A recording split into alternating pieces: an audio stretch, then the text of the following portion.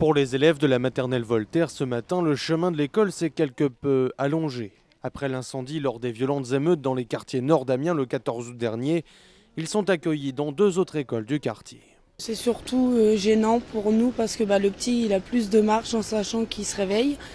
Donc c'est un peu l'inconvénient. Les enfants de la maternelle Voltaire garderont tout de même leurs instituteurs et leurs classes. Et la mairie étudie la mise en place d'un transport des élèves en car. Problème de personnel, problème d'encadrement. Ailleurs non plus, la rentrée ne se fait pas sans difficulté. Comme ici, à Thionville, à l'école Basse-Terre, où les 60 élèves sont répartis en seulement 2 classes.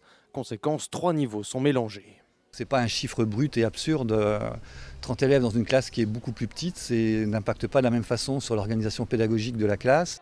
À Marseille aussi, l'insuffisance de personnel se fait déjà sentir. Une rentrée pour moi plus sereine, oui, et dans l'ensemble de l'école plus sereine, bien qu'on ait quelques classes très chargées avec des effectifs de 29 élèves.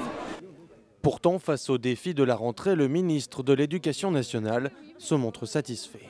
La rentrée se passe bien, me disait-on ce matin. Le changement, dans le fond, qui a commencé, fait que, je crois, chacun fait le maximum pour que ça se passe bien.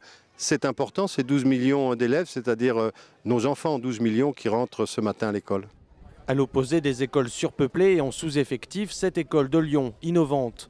4573 mètres carrés, un mur végétal, un toit équipé de capteurs solaires et une surface vitrée optimisée pour favoriser l'éclairage extérieur.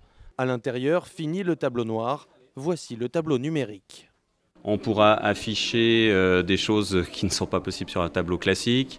On va pouvoir faire du texte, certes, mais on va pouvoir mettre de l'image, du son, de la vidéo. Avec ces nouveaux outils, l'école en deviendrait presque ludique.